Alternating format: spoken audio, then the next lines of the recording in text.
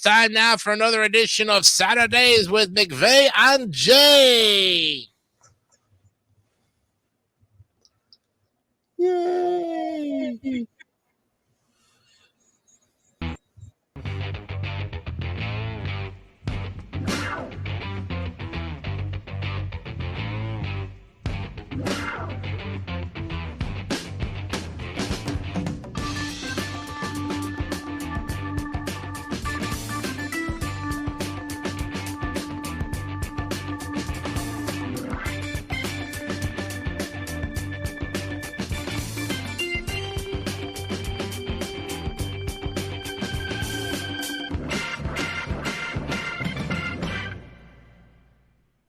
All right, welcome everybody to this edition of Saturdays with Mcvay and Jay. It's episode number 11. 1, legs 11. October 19, 2024 is here, and we're ready to go. And Scott, it's been a while since we've done Yep. shows. It's been about a couple weeks thanks to a combination of me being out of town and a couple hurricanes coming through the area. So, yeah. You can't stop Mother Nature. That's So just true. it, you know. Mhm. But we're all here because we didn't lose power, so that's a good sign, you know. But Yeah. we'd have never known. We could have said, yeah, we could have went on, and in the middle we could have lost power, and then that would have been the most embarrassing and yet detrimental thing. So Exactly. you don't take that risk knowing. You just say, hey, we'll see you when we finally get a chance to, get, in case we had a hunker down or something. Exactly. Yeah. We're here to tell the stories of it, and tonight's color is, as you can see, is blue. Mm-hmm. And Scott's wearing stuff for Price is Right. You see, in about 1 week from tonight, even though we're going to have this recorded, I'll be going to see Price is Right live, not too far from Wichita, Kansas. Nice. And I'm wearing my Mets shirt because the Mets are right now, as of this recording, are playing the Dodgers in the NLCS for a chance at the World Series. The score is 1-1 as we talk, and it's top of the third. So, but the Mets in the series 2-1, so they need to tie it up tonight. Speaking of tying things up, you've got some articles you're going to share with us. I've got some stuff to keep us busy here. But let's go right now first off to the classic news of the weird, because the new news of the weird don't come out until the Friday, and we're recording on Thursday nights. This is true, though. We can always share these past news of the weirds from the ever popular retired guy himself, Chuck Shepard. Very good stuff. Let's bring up the news of the weird from August 4th, 1996. This is going to be great. Check it out. Look at this. Look at that date. Ta-da. All right. Do you want to take the honors and take the first article? Sure, let's do this. Okay. Back in June 1996, firefighters in El Cajon, California, had to rescue Heather Jahan, who was at the time 25 years old, who had locked herself out of her house and then got stuck in the chimney trying to climb back in. 4 days later, Felix Rivera, age 33, also got stuck in a rooftop vent when he was allegedly burglarizing a San Antonio convenience store to get a beer and had to be rescued by firefighters before police could arrest him. So it looks like 2 people wanted to try to play Santa and failed. In the middle of June. Exactly, yeah. Not even Christmas time. I could understand if this was, December and they were trying to be like, funny, but middle of summer and you get stuck in your chimney? Not so good, no. The latest dysfunctional family. In May, the Tennessee Supreme Court ordered a new trial for Hickson, Tennessee Baptist preacher Don McCary, who had been sentenced to 72 years in prison for 13 sex offenses against 4 teenage boys. His twin brother, Ron, had been serving time with him at the prison in Pikeville, Tennessee, for raping a 6-year-old boy. And their older brother, Richard, a former pastor, is still wanted by authorities after pleading guilty to molesting 4 boys in the 80s. Oh, good Lord. I've heard of All in the Family, but this is ridiculous. Have you heard of these Hickson, Tennessee, and Pikeville? Do you know these areas in Tennessee? Thank God, no, I do not. I know you're from Kansas. I know that, but I'm wondering if these cities in Tennessee ring a bell or something for you. Not really. Like I said, I've actually never been to Tennessee, so I can't really comment on that there. So okay, all right. Well, you're up next with this one. Sure thing. Okay, from a May crime report in the Huntington, West Virginia Herald Dispatch, a 17-year-old pizzeria employee was arrested for DUI at night after the store closed, and his boss was charged with contributing to the delinquency of a minor. According to the boss, he is ordered to pay people and let them drink beer at the pizzeria so that he'll work for free.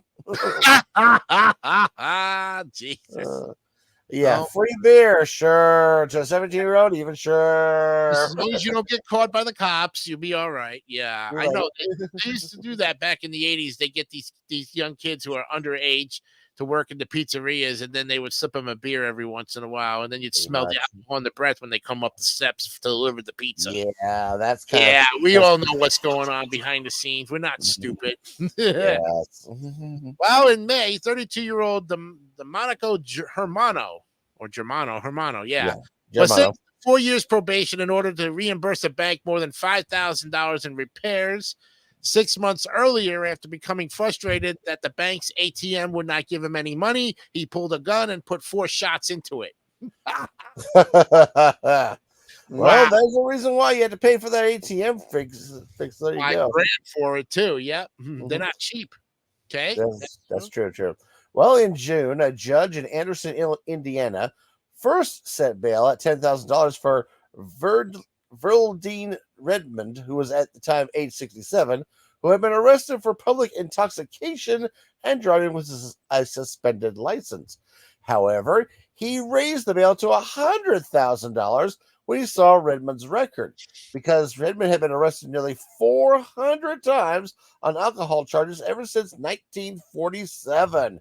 He had also had his driver's license suspended 33 times between 1947 and 1976, and his license was suspended for life back in 1977. And I wonder if the dude is still alive, because then it's almost 30 years to the date. He would have been 97 if he.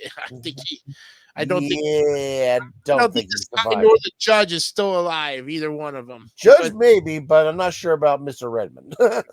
Not at the age of 67. And given the fact that $10,000 was a lot of money back then, it's chump change now. $100,000 is still not even a lot. That's true, though. But remember, you have a 10 times, 1,000% increase or a 10 times increase. Yeah, that's pretty significant, no matter what time of period you're in. So there you go. That's right. All right. Next up is Life Imitates Magazine Ads. In March, 41-year-old David Lee Smith was charged with burglary in North Knoxville, Tennessee, another great area in Tennessee. Yep. After he broke into a home and demanded milk to drink. What damn criminal wants milk? What? Okay. The occupant complied with the request and then discreetly called the police from another room. A few minutes later, officers arrived and easily distinguished Smith from the occupant. They later said because of the ring of milk around Smith's mouth. God, he must have been thirsty. He was thirsty, but boy, he was sure letting himself really into that trap. Come on. Exactly, yeah. I mean, coffee is one thing, but you want milk and you get that milk mustache, you're a dead duck. Yeah, pretty much, yeah. Okay. Well, this was a really short one here. Yep. Back in June of that year, according to the Laverne, Tennessee police, again, more Tennessee, Sergeant Cal McMillan, who, according to the sergeant here, a man called 911 to summon officers to his home to stop his wife from pouring out all of his beer following a domestic dispute. In other words, don't mess with your husband's beer. It will be a very long day in hell, you know? It could have been worse. It could have been the case of Mr. John Wayne Bobbitt, but... yeah, that's true, yeah.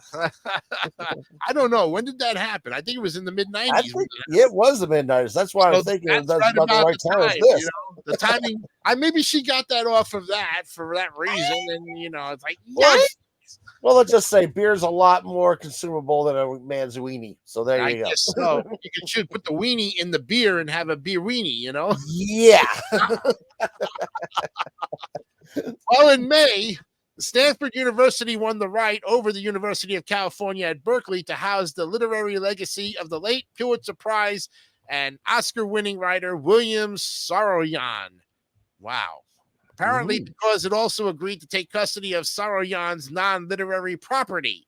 And Okay. because Saroyan was a compulsive collector, his non-literary archives include, among other things, hundreds of boxes of rocks, matchbook covers, old newspapers numbering in the thousands, labels peeled off of cans, and a plastic bag filled with about 10,000 rubber bands. Well, they wanted That's those what you literary call works so ordering. bad. There you go. I can't believe it, man. That's like the pack rack of the hoarders. It's like Yeah. hoarding 101, you know? I think this was the inspiration for the TV show Hoarders. I guess so. That's for sure. All right. In June, a grand jury on Long Island, New York, returned indictments against 3 men who allegedly plotted to poison Suffolk County officials with radioactive substances in their food. The 3 men, John J. Ford, Joseph Mazzucchelli, and Edward Szabo, all believe that a UFO crashed on Long Island back in 1995 and was being covered up by the government.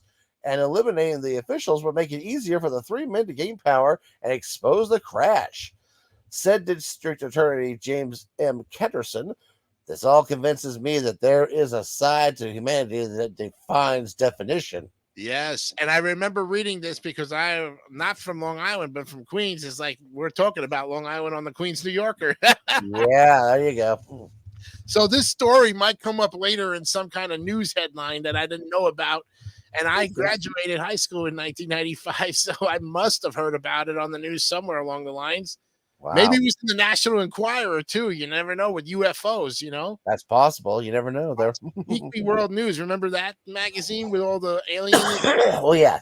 The famous Bat Boy. I remember that. Between that and the National Examiner and all those crazy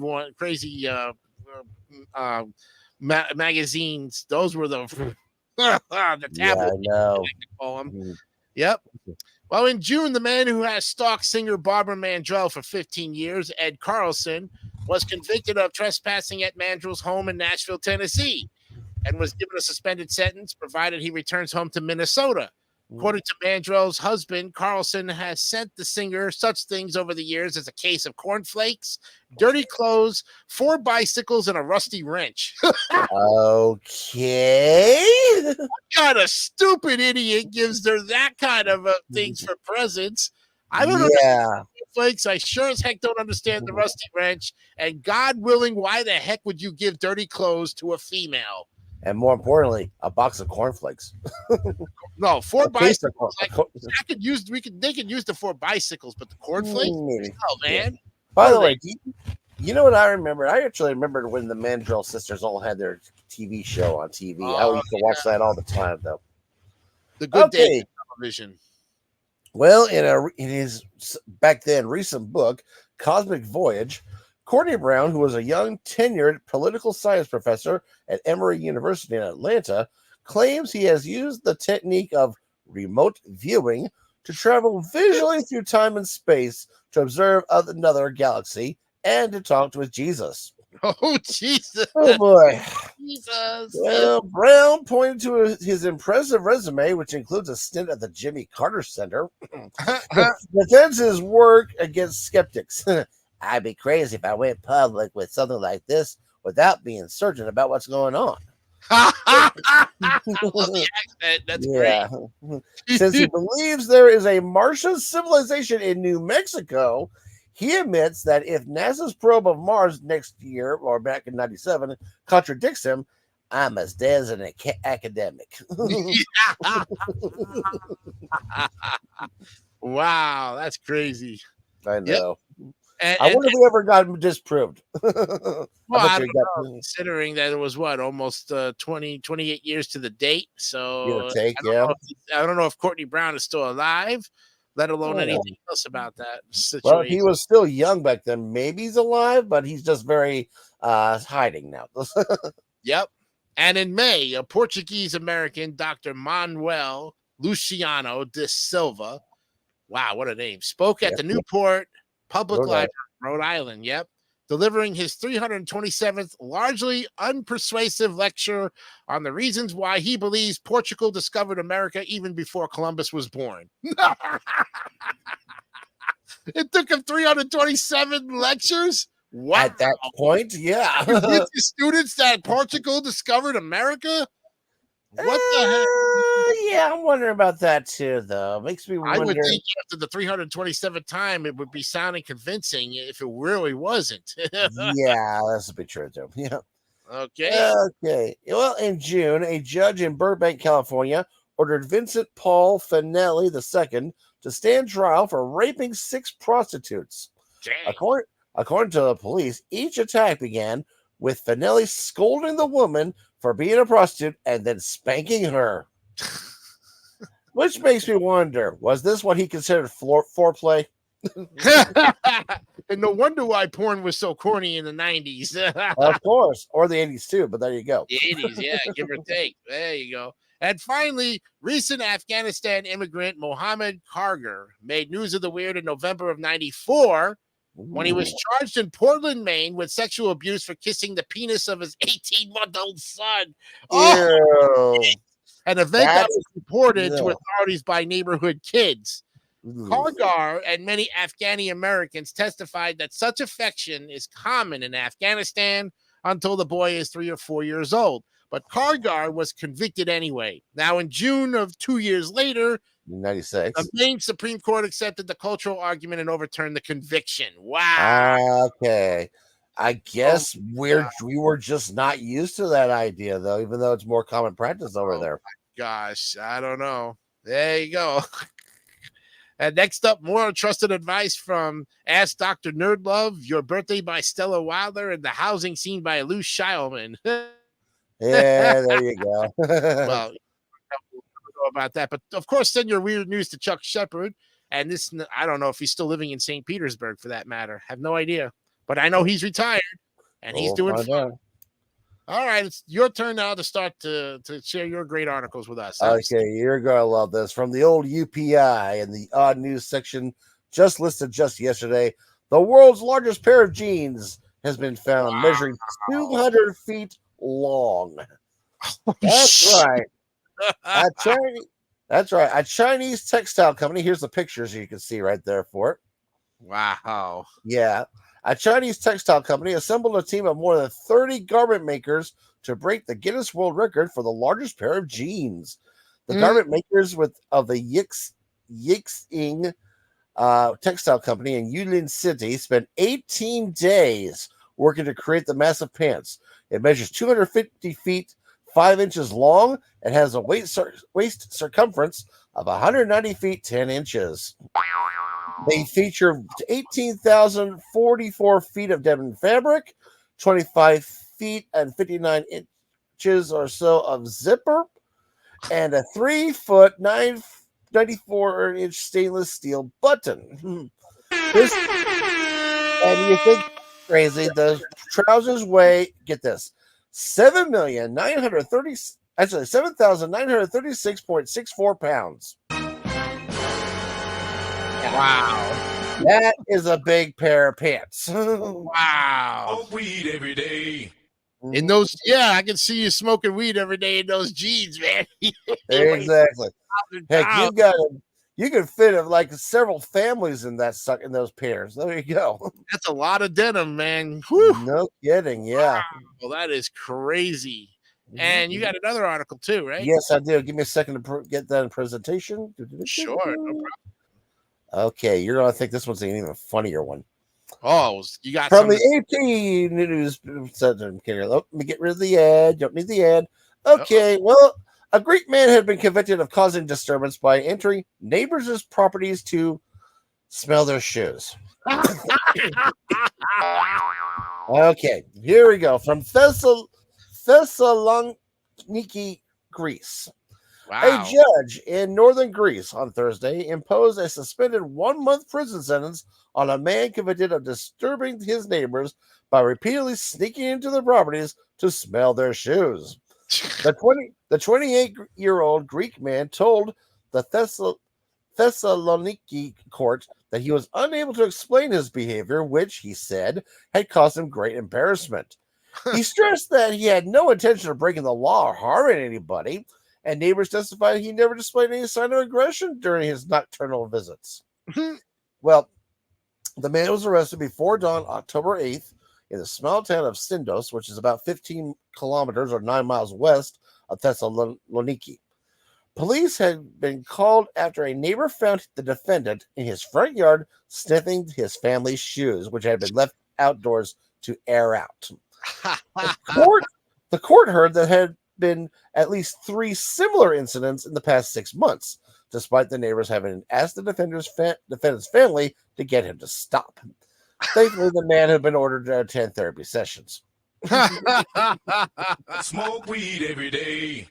Wow, man. Yeah, Why is it the Greeks have this obsession with smelling shoes? I'm not sure, though. And I have no clue whatsoever. Yeah. But I guess you just got to find a good pair of boots as well, or something that basically holds the odor, you know? True. Of course, a lot of times they'll wear sandals anyway, but there you go. Yeah, if they wear sandals, then there's no smell because it's open toe. That'd be true, yeah. All right. Well, the soul still absorbs something. You get the idea. Yeah, that's for sure. 21 minutes now into the recording, 9 minutes left to the first half hour of the show, and it's now time for Isaac Asimov's Treasury of Huma. Yay. Or however you want to call it. Huma. This is number 26 on the list here, and if I sound like I gotta read up close, it's a little bit because the lighting in here is terrible. No problem. Let's see. The indignant soldier, barely into his basic training, was writing a furious letter to his congressman, detailing all the various indignities and evils to which he was being subjected. At one point, he waxed almost lyrical. And the food, sir, I can describe only as slop. I wouldn't feed it to pigs for fear that they would get sick to their stomachs and die of it. It would be rejected by any decent garbage man. And to make matters still worse, they serve such small portions. Oh. Man. Yep. Seth, so basically he's complaining about the food, but he also complains that it was too small. Okay. Yep. Maybe he wanted to eat the bigger amounts of slop. I don't know. Hey, you know, I hear they got better in the military as far as food wise is concerned. They've got those packs that are carried. You know, you can carry in your backpack, and they're meals on the go. Yeah, so exactly. Your training, your basic training, you get those meal packs. You just add water, and it becomes a hot meal. Yep, there you go. I've heard about it. Plus, they have the special little way to quickly heat it up for you, which is nice, though. Yep.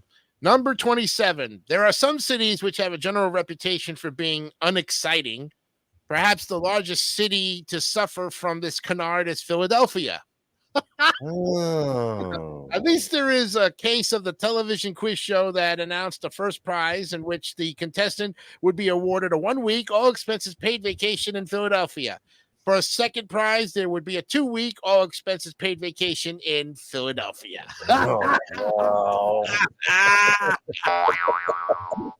Almost as bad as when they had beautiful downtown Burbank from Rowan and Martin's Laugh-In. Yeah, that's true. So no matter what, wherever you finished, if you won the big prize, you were going to Philly. If you won the second prize, you're going to Philly.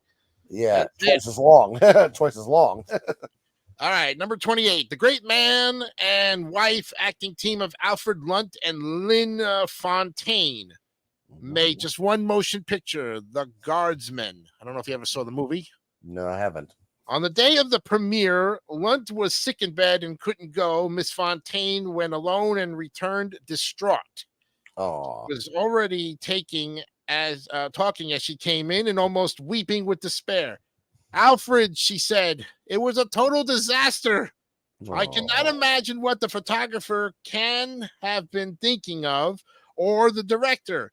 For some reason, I came out as an ugly witch with my makeup all wrong, my cheeks cadaverous, my hair a mess. The sound system managed to make my voice sound half a squeak and half a groan. You at least were fine in every respect, except for a tendency to have thin lips for some reason, but I was impossible. The close-ups were invariably taken at much an angle that all you could see of me were my nostrils, or else my eyelashes cast such shadows that I looked as though I had large bags under my eyes, under both eyes. I shall certainly never be able to hold up my head again in public, and I intend to go into retirement at once. And thoughtfully, Lunt said, "Thin lips, eh?" He was That's all more concerned about his lips. because I refuse to go on because I look like a total mess, and all you care about is thin lips. Wow. Yeah. We built up an anticlimax. Yeah, the name of this first chapter is Anticlimax. We built you up and then we shot you down. Yeah, pretty much. Yeah.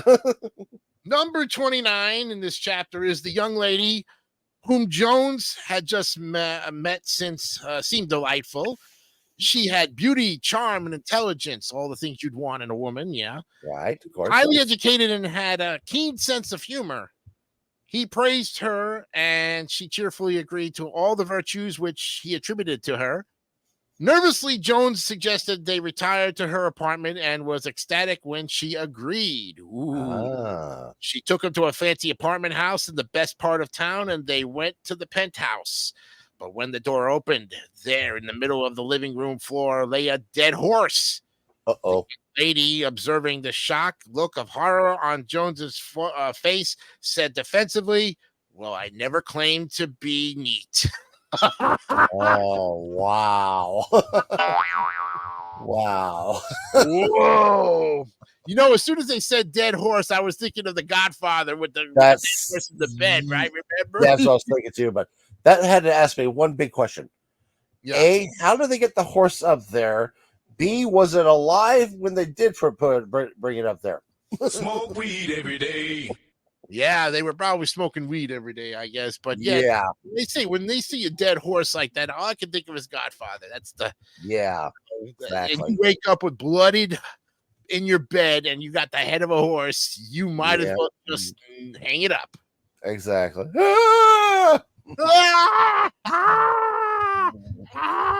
Man, I never seen a guy scream so like a girl, you know? Yeah. That way. Number 30, the sergeant was briefing the rookie paratroopers. We're going to go over the target at 300 feet and then jump. One of the rookies raised his hand.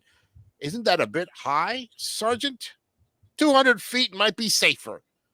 It would be less safe, said the sergeant impatiently. You have to allow room for the parachutes to open.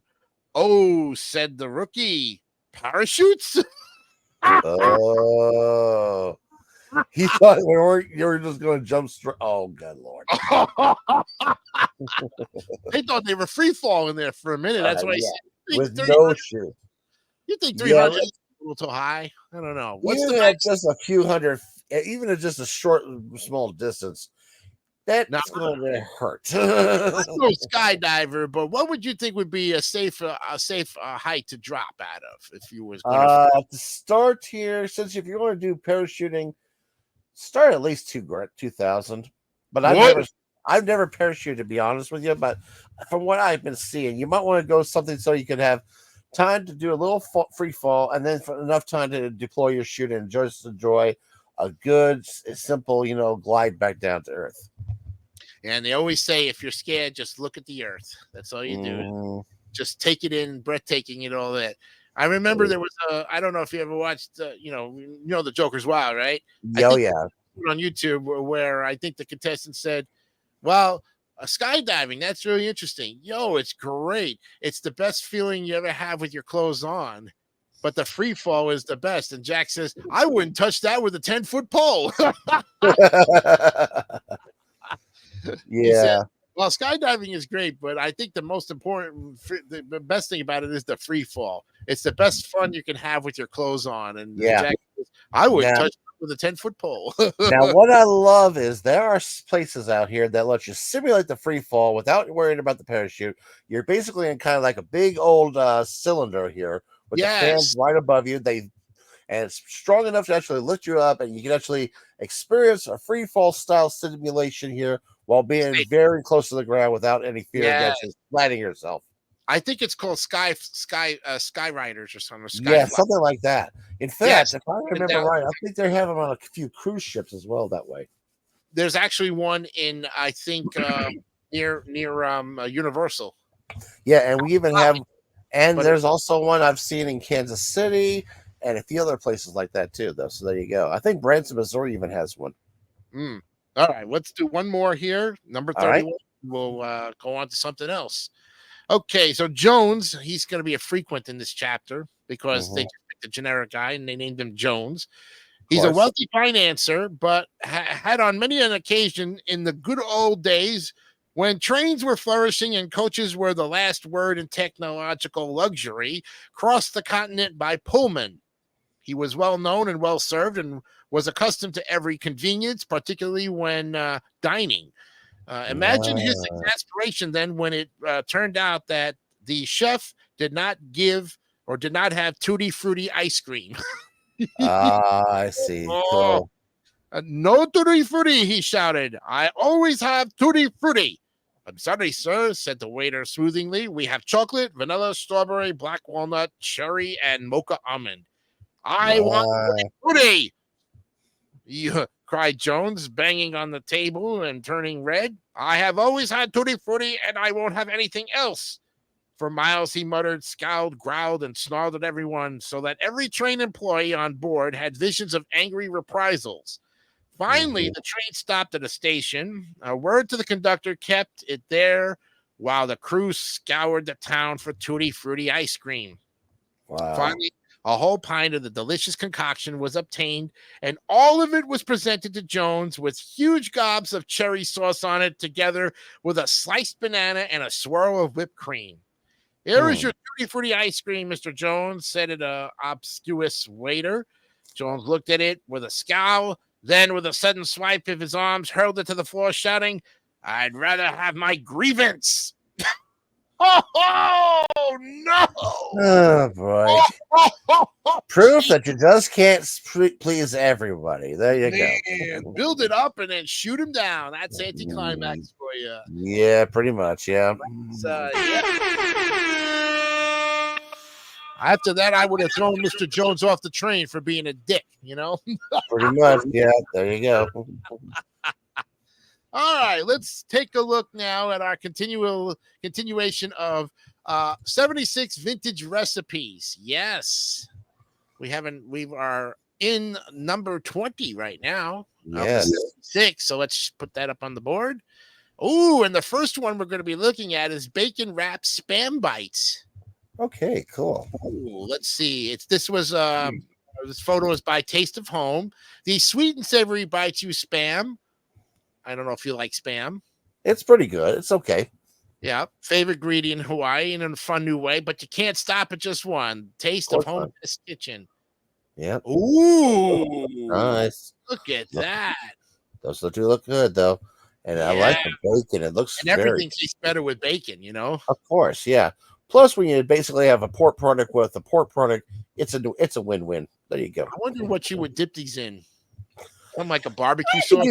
Well, you might also do the fondue, like cheese, or you can do the barbecue, whatever else that really tastes good with pork products. How about that?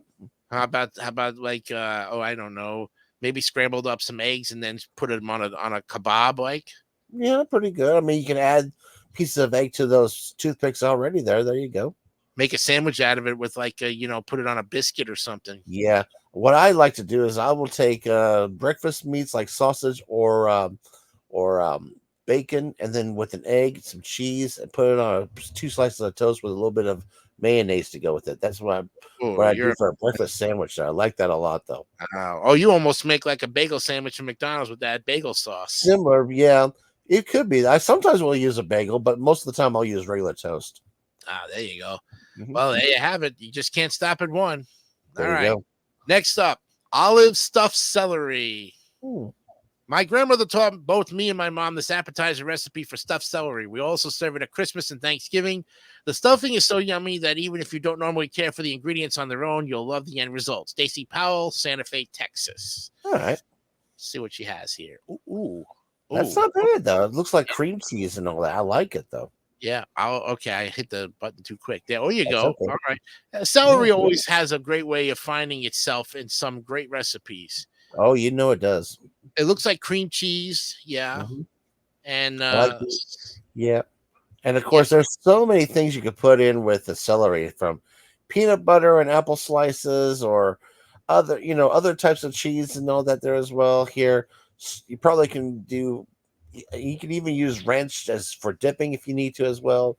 Yep. Like I said, celery is just so versatile for a good old snack food here. That way, Of the course, only I thing would. that's, the only thing Yeah, that's kind of funky about it is the fact that when you try chewing it, it's kind of like turns into cow cud.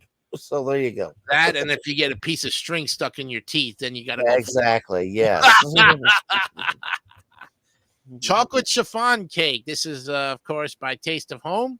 The chocolate Yeah. chiffon cake may take some practice to perfect, but once you do, it may be difficult to remember what your life was like without it. Let's see how pretty this looks. Let's see.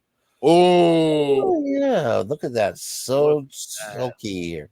That icing looks amazing too, though. Wonder how rich it is, and if it gives you a diabetic coma if you eat That's enough. what I wondered. That looks almost like a good devil's food if you think about it, though. So there Yeah, you it go. does. And I wonder what kind of those look like pecans or any, I guess any kind of nuts. Yeah, I think those are more like walnuts. Actually, is what they look Walnuts. like to me. Yeah, But if you're allergic to certain kind of nuts, don't put the nuts on. I would put them on the yeah, side, top them off each that's what slice. I would think. So there's someone else put the nuts on there as well. There's I always somebody in the room that's allergic to the peanuts, you know? exactly. Yeah. Mm-hmm. Mm-hmm. Just the stand side of looking at him makes him go crazy. Mm-hmm. Yep. Thankfully, I am not that type, so I will accept almost any type of food. That's good though, without getting any allergic reactions. I'm happy about that. I would add a little bit. They always say that, and if you do with chocolate, chocolate and coffee liqueur, Oh yeah, like a make it coffee into a good mocha and all that. There you go. espresso cake, you know, something like that. Especially, Oh, yes, yeah, that would be great. especially. There's a lot you could do with this. It's a very versatile cake. I like it too. So, how to cook a ham? Well, there's many Okay. ways, but whip up Let's see a how good they did this one. piece. Our It says test sugar glaze, so that's gonna be interesting. sugar glazed ham. Let's see what we have here. Ooh, That looks tasty. Look at that beautiful look at that bark on bark. there. Yeah, Yeah, that's gonna be where the goodness is, right there. exactly. And looking at the slices, you got a good combination of the different types of different intensities of the meat. Just the slightest, very at most, very slight amount of fat, not that much at all. Looks very tasty. Great for sandwiches the next day too. I would Exactly. wrap Yeah. up the whole thing and then eat heartily on dinner, and then make sandwiches for the next day. They never goes to waste. Exactly. Yes. Then dip in like a barbecue sauce, or if it's already got the Oh yeah. put a barbecue glaze on it, you know, that would be Oh good. yeah. Something where Exactly. I mean, it's already sweet, so I would kind of counterback on it with a spicy barbecue sauce. Yeah. Put a little bit of mustard, maybe. That's what I would usually do as well. Yeah, brown mustard, Mm, spicy brown mustard like Gouldens, good yeah. stuff. Exactly. Yep. All right. Shrimp and cucumber canapes. Oh God. Ooh, this These looks cute little interesting. snacks stand out in a holiday appetizer buffet. Tasty, cool, and crunchy, and they come together in a snap. Ashley Notchlin, Port St. Lucie, Florida. Definitely sounds interesting. Let's see what we got. Now Oh, that's nice. It's very like good presentation. yeah, it looks like a good piece of tiger shrimp on top of a cucumber with some cream cheese and all that there, or whatever they like to use for that. Little That red is chives in there for, good. yep. Exactly. That does look It's very probably nice. pumped. You know, they probably put it in those piping bags and then they pump, Exactly. Yeah. So it's you like a know. little bit of ice, kind of like you did for icing on a cake, but it's just as Right. You very can good make at your own that. piping bag and you can use different uh what do they call those things? The pipe the pieces, the adapter. Yeah, adapters. Yeah, there's so many different shaped adapters you can You try could it use for that probably way. do a star shaped and you know, it would look like a star, you know, or ridges. Oh That yeah, would really be exactly. good. Yeah, But the celery already has ridges on it already here, but yeah. that would give it extra. And And that's what I like with these cucumbers, they probably did just a slight shaving on the side to give it ridges in this case here. they cut it on the diagonal. A little bit, and that too, yeah. Especially that way, it gives it a. It's not too standing, and actually has a slight lean, but I think it's designed that way because that way you can have the shrimp, which has a little extra weight on the one side. You can balance it out that way. Oh, you know what I noticed? There's cocktail sauce underneath the shrimp. Oh, that is cool. I like Folded that. up there on top of the as if the what do you call it? The cute the cream the Canopy. sour cream or the cream cheese is not enough. You got that. That's why that sour cream that Yeah, cocktail sauce is in the back for that extra does good. flavor. So you got a I little like it. spicy, a little you know, little creamy, a little spicy, and I would use some big shrimp. I would not skip on the shrimp. Yeah, get a good tiger shrimp or something like that, though, or jumbo anything prawn. good size that like that. There you go. Yep, and get them and just leave the tails, and that way they can just eat the meat, and then there's Exactly, just like this, just like this. yeah, very good. That is Mhm. great for an appetizer, or if you're gonna make enough of it, do a main course out of it because there's protein in the shrimp. Of course. Yep. Hawaiian pie. Cool summer pies Mm. are one of Mom's specialties, and this version offers pineapple, maraschino cherries, and walnuts that are folded into a fluffy filling. It's easy yet tempting. No bake. Mm. Jennifer McQuillan of Jacksonville, Florida, looking for more. Try malasadas, a popular Hawaiian treat. Halloween treat. Well, Oh, you can serve for Hawaii. let's see what we got here. Ooh, This is nice. I like this. this is very interesting. That beautiful meringue-esque, filling and all that there too. With little pieces of pineapple and maraschino And- cherries. There's the cherries. Yeah, On and top. there are, and of course, they did put a few nuts in there, but that's good though. Plus, Cherry also on the some side. toppings there as well. Yep. Cherry on the side. Yeah, they And I probably like the fact this is a good no bake. I like this as well. anytime you don't have to turn the oven on, saves you time, saves you electricity, and you got I would do a 24-hour on this and do it overnight. Yeah, that way it can set hours really well and actually have the flavor absorbed into both the fruit pieces and then the filling itself too, though. Then you know what I would do with this? I would make a cherry topping, like like a cherry pie topping, and pour it on there. Yeah, Very thin. Just a little bit. They'll get a nice little glaze to go with that way. Right, or on the bottom of the plate, Yes. Plate up with a cherry glaze sauce. I agree with that. Mm-hmm. Oh, here we go for 3 baked beans. Well, that's good, but I'll go ahead and give you a story here. I hate to say this, but I have not really liked baked beans ever since I was a baby for one big reason. My dad and his sister decided one day while Mom was out to feed me baked beans. Let's just say I had an extremely bad time with my diapers that day. So yeah, to the point where I psychologically have not liked baked beans ever since. But I do admit this is pretty good, though. It kind of reminds me of more of a chili, though. But I like it this way too. Yeah, Julie Currington of Gahanna, Ohio. Do you know where that is? No, I do not. Though, like I said, Ohio's way too east of where I live. She got the recipe from her aunt, made a couple of changes, and with ground beef and bacon mixed in, these satisfying beans are a big hit at backyard barbecues and church picnics. Well, adding the meat is a good touch. I think that's a good idea, though. Yep. It looks like she's got black beans, maybe pinto beans in there. Yep. That's what it looks like. Yeah. Now, I can handle pinto beans and I can handle black beans. It's just that sauce they do for the baked beans. That just really is what I have psychologically said. No. It's ketchup based. And see, Campbell's pork and beans is the worst. We grew up with that stuff. When we read the label and it says ketchup based sauce, I was like, oh, no wonder. Ugh. That's why I like B&M or I like Bush's. Yeah, because they got bacon and flavoring in them to cover up that. That's true, though. Yeah, sauce. That's nasty. Yep. Maine potato candy. Years ago, folks in Maine ate potatoes every day and used leftovers in bread, donuts, and even candy. This chocolate potato candy recipe captures the old school flavors. Barbara Allen, Chelmsford, Massachusetts. David St. Dennis's area. Maybe. Probably, yeah. Got here. Whoa. Now, Now, I've never expected to try thinking of using potatoes when making candy, but this looks interesting. It's kind of gives a similar texture to that of an Almond Joy coconut bar, but I bet you it would taste pretty good. And it probably was like biting into a French fry dipped in milk chocolate. Yeah. Because the potato filling is right here. Whoops. Yep. Whoops. There it is. There you go. There's a recipe on it. Yeah. Yep. It says use leftover mashed potatoes. You can roll chocolate potato candy into balls instead of cutting into bars. Yep. They will dry out, so eat within 3 to 5 days. Not bad. It's with some extra stuff on it. Good to know that. Yeah, but this is right here.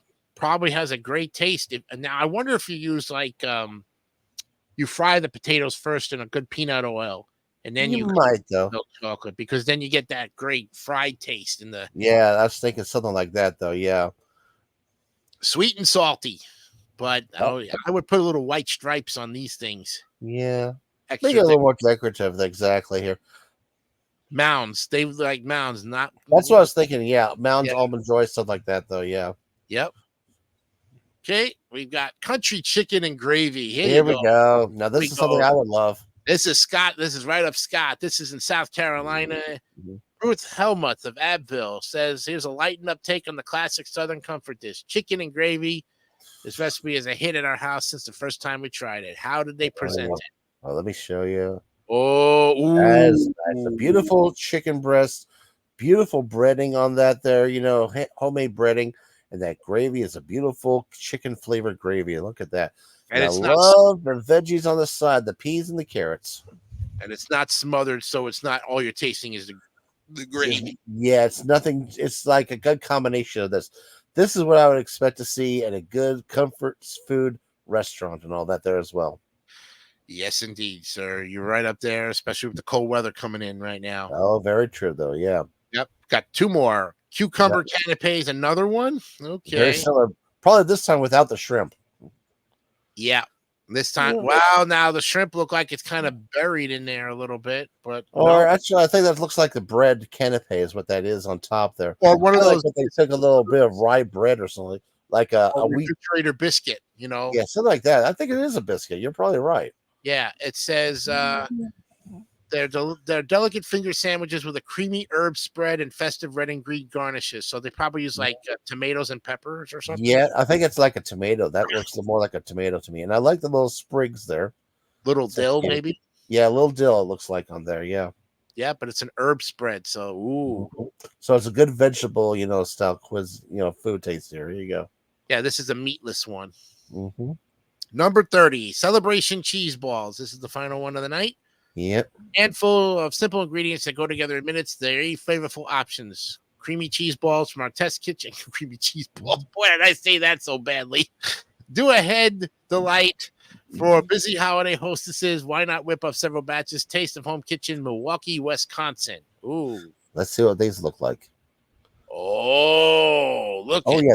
this. These are good if you like to dip for dipping. This is reason why cheese balls are pretty popular at lots of parties and all that. Good combinations of mixed cream cheese and flavorings and all that. Put it into a simple ball shape and sometimes topped with nuts or other things like this as well. Like I said, all of this looks really good. Then they Yeah. got biscuits and like wheat thins. Of course. Yeah, that's what you do. You dip the chips into the cheese, and that way you have the cheese already on the chip. Like that. Exactly. That's some good stuff, especially during a Packers game for all those. That's why in Wisconsin, Milwaukee, you got to have it, Exactly. There you go. All right. So there you have it. We're finished this 20 through 30. And when we come back the next time, we'll do 31 through 40. All right, and I got something else to show you right now. Just a little joke. Just Okay. a little joke. I'll get the next one up ready to go. Oh, here we go. For those who love Eddie Money. Oh, yeah. I remember Eddie I've Money. got 2 chickens in paradise. I thought you were like that one. That is great. I miss Eddie Money very much. Mets are now mid-fourth, 5-2. Shit. Yeah, wow. That's not good. No, that's not good. All right. So now, with the remaining 12 minutes, we're going to continue our look at the 33 weirdest stuff you can buy. And of course, if you recall, we were on it with that was one we had the dog-headed mask. Oh, yeah. I remember those there. Like a dog head and all that other stuff. Well, we're going to start off first with the ever popular plush banana man. Oh, yeah. $12.98. Put the elf on the shelf away for a season and break out the plush banana man. This half-peeled creep will find a place of honor on any shelf or tucked in any corner he's tucked in. Yeah. That looks It yes. kind of looks like Kenny from South Park, if you think about it. Or bananas in pajamas, Yeah, exactly. Without the pajamas. That's right. He's wearing a hoodie.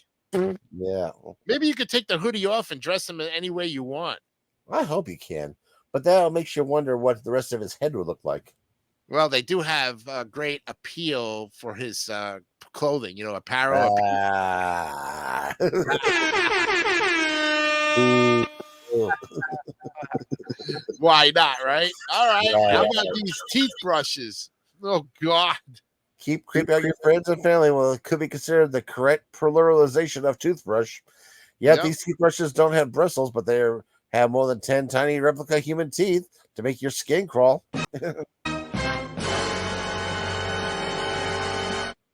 Yeah.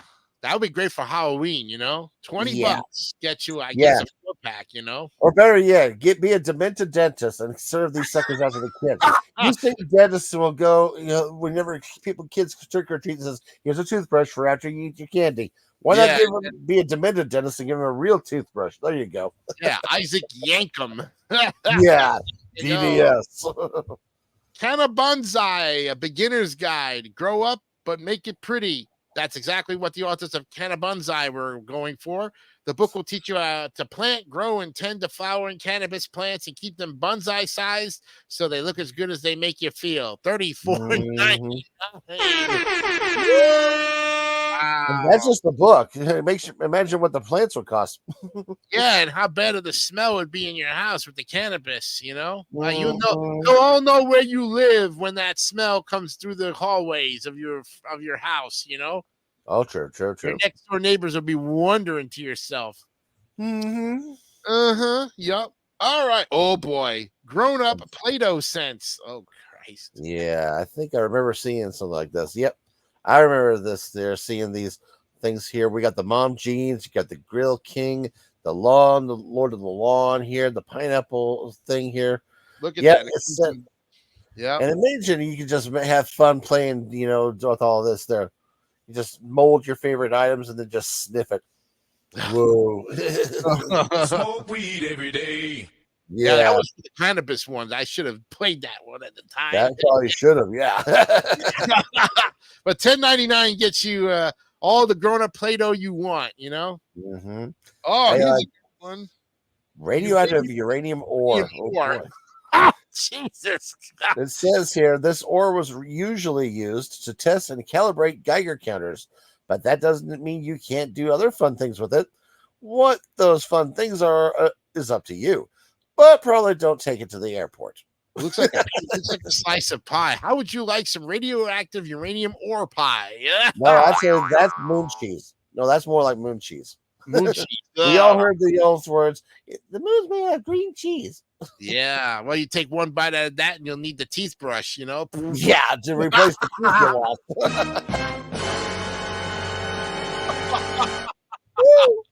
$44.95 for that piece of radioactive uranium ore. I wonder if you get free shipping if you spend over $50. Maybe.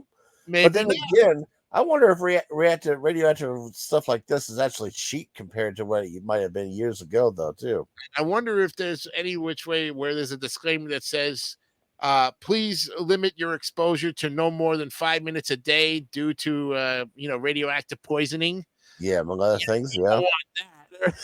For the love of God, you don't want that. No kidding. Yeah. Oh, look at this. It's a realistic face mask. Yeah. Why wear your real face when you can wear a hyper realistic version of your own face or a hyper realistic version of someone else's face? Yeah. Well, the mask is comfortable and incredibly off putting in a sort of uncanny valley kind of way. $921.45. Well, considering they got a custom make it, that makes sense, though. All for that. Well, if anybody wanted a face of me to impersonate me, there you go. That's how you do it. Go. And it's realistic too. The eyes are as real as anything. I mean, it comes with, Yep. and if you want to do a female, it actually comes with lipstick, mascara. Oh, and yeah. you put extra powder makeup on to tone down the skin. You can if you need to, yeah. Yeah, definitely. And then you got self-sustaining ecosphere. Okay, this is interesting. For those bad plant moms and bad plant dads, this is the plant for you. The self-sustaining ecosystem takes the care and keeping out of tending to your plants. Just set it and forget it. NASA Tech is responsible for this completely enclosed ecosystem, complete with flora and fauna. $79.99. Wow. You know, that's not a bad price to get your own little mini garden that you don't have to worry about it at all, though. That's right. It's self-sustaining and it basically keeps to itself. You just True. sit there and look at it, and you sit there and look at it and Smoke weed every day. Among other things. Maybe if you're lucky, you can get the weed to smoke every day. right, if you know how to light it first, that's it. Sure. Yeah. The world's Oh, yeah. smallest violin. Oh my! Oh, I've heard about this little joke here. Break this beautiful instrument out when your friend is complaining about their first world problems for the umpteenth time. It's not a Stradivarius, but it does produce a teeny sound that encourages anyone around to cover their ears, maybe to shut their mouth and stop complaining. It's the perfect signal to end the pity party. $14.99. Yeah, just give them an air horn. That'll cover their ears more than a tiny violin. Yeah. Hey, all you Sherlock Holmes fans out there, remember Sherlock Holmes played a violin. True. That's right. And finally, number 22, This a 27-pound bucket of mac and cheese. I can believe this. My daughter and probably her daughter would appreciate this. Yeah. Now, you can eat half a pan of mac and cheese a week and still not eat all of this mac and cheese in a year. But if you got a small army to feed or you just really effing love cheese, here's 27 pounds of it. Live your truth. $159.99. Yep. Yeah. Now, as long as it's shelf stable, I can understand it. But once you open that sucker, wouldn't you need to keep that sucker refrigerated here or something like that, though? Yeah. I would just get like one of those separate freezers and freeze them. Pretty much, yeah. Put it on the lowest setting possible so it doesn't become a pile of iced frozen mac and cheese. Exactly, yeah. But like I said, my daughter and her daughter have always been mac and cheese fanatics. So this is something they would enjoy a lot. I can The tell you only right way there. I'm going to eat mac and cheese like that is if you spice it up a little bit and add some kind of protein in there, like beef, like putting some beef or one thing that we do at home, though, we actually will take hamburger meat and add it to a mac and cheese mixture, and that is a pretty good mini meal right there, though, for you. One thing about you guys is you eat good over there in Kansas, man. There's a lot of great places to eat and a lot of good. Oh, yeah. Compared to what we were doing last night on Wipe Those Tears, there's some of the places that we talked about last night that we did not have in Kansas. Well, there you go. So, not yet, but we're getting close because we only covered 14 out of the remaining ones that were there. Yes, sure. But still, like you said, those California restaurants are always subjected to like California, maybe the West, and maybe up to the West, and that's it in the cutoff. That's usually that, or the East Coast that way too, though. Yeah, then you got the Southeast ones that I didn't even hear of, and I've been down here 29 years. Mm-hmm. That goes to show you just how many restaurants do exist and how popular or not so popular they are. And like I said about them. It's almost like some of these that you think are more national are more just regional if you think about it, but that's okay. It's true. Well, like I said, this is the end of the show, and we did great. We're 2 minutes ahead, and that's all for tonight's episode 11. We hope you enjoyed this episode on its air date, which will be the 19th. This will be this Saturday coming up. We're already prepared for next week's show, and we got a color. We'll give you the color sometime, and we'll think about that next week when we're recording the color. But we'll figure that out, folks. Don't worry. Yeah, we'll figure it out. Don't worry about that. And we'll have more jokes and more other great stuff. And, of course, more news of the Weird Archives, more crazy articles from Scott McVay. Till then, I'm Jason Kenio for Scott McVay. Saturdays with McVay and Jay leaves you, and we will see you the next time. Have a great night. Bye-bye. Bye-bye.